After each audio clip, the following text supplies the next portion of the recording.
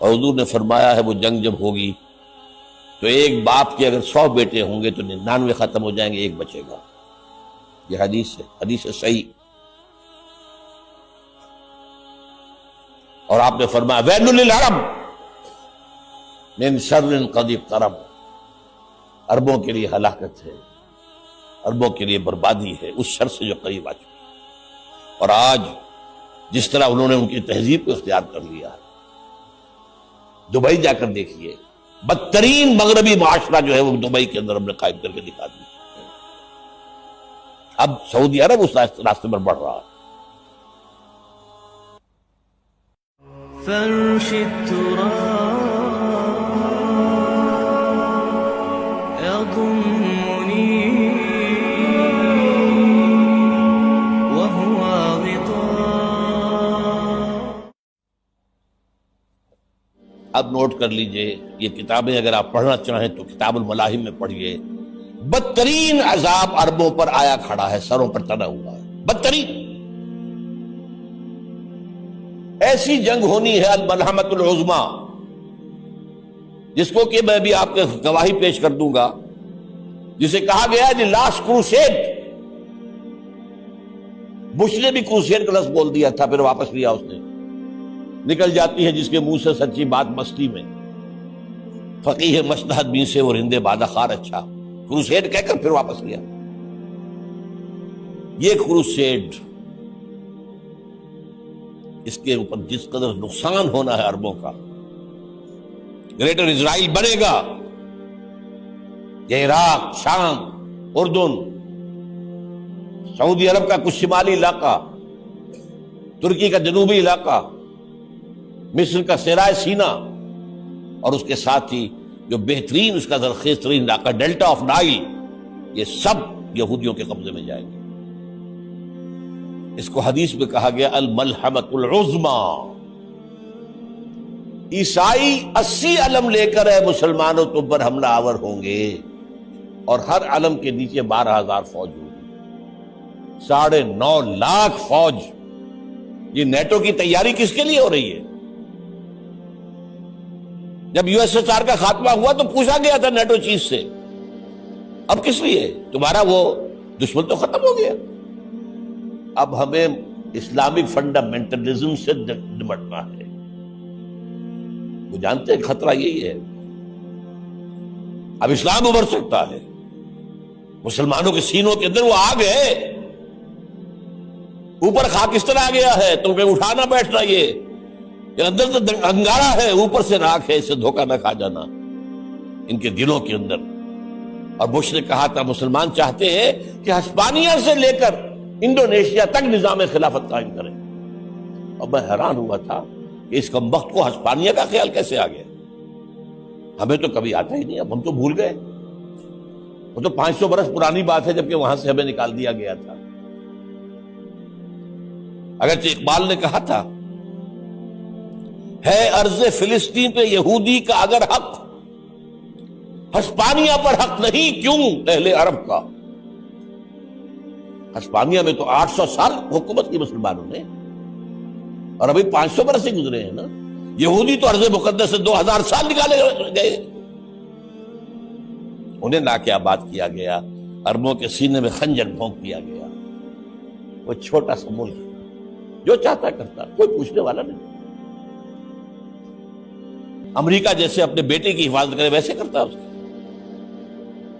اور حضور نے فرمایا ہے وہ جنگ جب ہوگی تو ایک باپ کے اگر 100 بیٹے ہوں گے تو 99 ختم ہو جائیں گے، ایک بچے گا۔ یہ حدیث ہے صحیح۔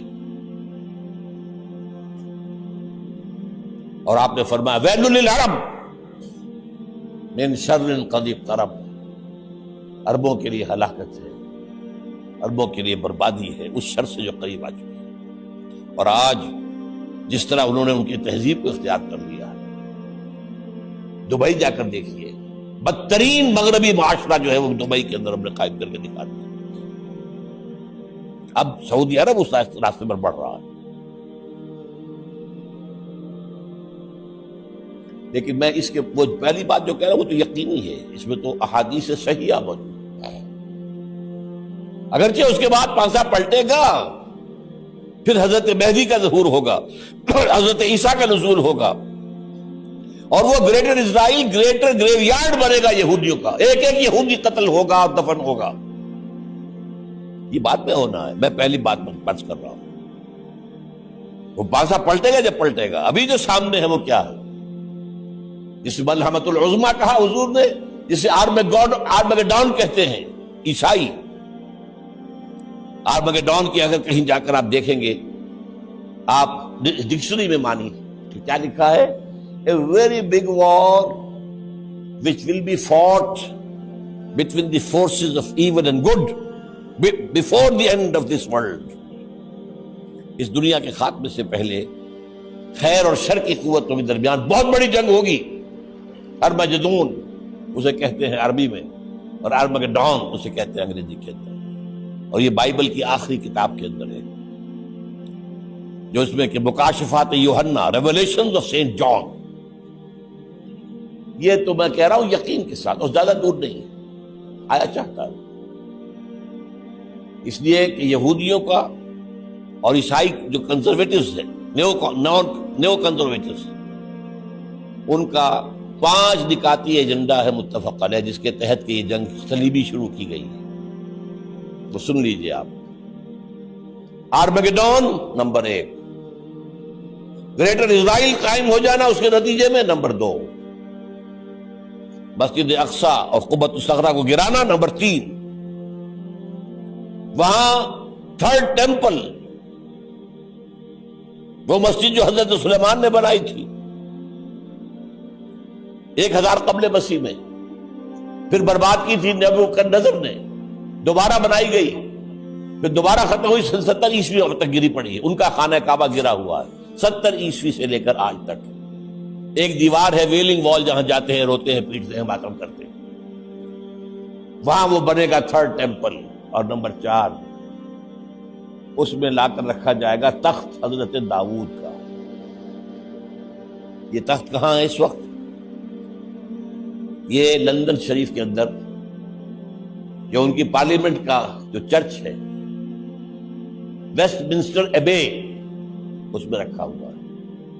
ایک پتھر تھا جس پر بٹھا کر حضرت داؤد کی تاج پوشی ہوئی، پھر حضرت سلیمان کی ہوئی، پھر وہ پتھر رکھ دیا گیا جب حضرت سلیمان نے بنایا ہیکل مسجد اقصی، وہاں رہا وہ۔ ہر بادشاہ جو تھا یہودی، اسی کے اوپر بٹھا کر اس کی تاج پوشی ہوتی تھی۔ سن 70 میں ٹائٹس نے گرایا اسے، ہیکل کو، وہ پتھر لے گیا، وہاں سے روم گیا، روم سے آئرلینڈ گیا، آئرلینڈ سے اسکاٹ لینڈ آیا، اسکاٹ لینڈ سے انگلینڈ آیا، اور اب وہ رکھا ہوا ہے 14ویں صدی عیسوی سے آج تک۔ وہ ویسٹ منسٹر ایبے میں رکھا ہوا، ایک کرسی کی سیٹ میں اسے بنا دیا گیا ہے تخت کی شکل میں۔ اب انگریزوں میں کوئی ملکہ ہو، کوئی بادشاہ ہو، جس کی بھی تاج پوشی ہو، اس میں ہو، یہ لا کر رکھا جائے گا تھرڈ ٹیمپل میں۔ اور اس پر یہودیوں کے خیال کے مطابق ان کا مسیحا آئے گا، جو مسیح دجال ہوگا۔ عیسائیوں کے خیال کے مطابق حضرت عیسیٰ آئیں گے، وہ ہمارا بھی خیال ہے حضرت عیسیٰ آئیں گے علیہ السلام۔ بہرحال یہ تو بات کی باتیں ہیں نا، اس وقت جو میں عرض کر رہا ہوں، عربوں پر بہت بڑا عذاب۔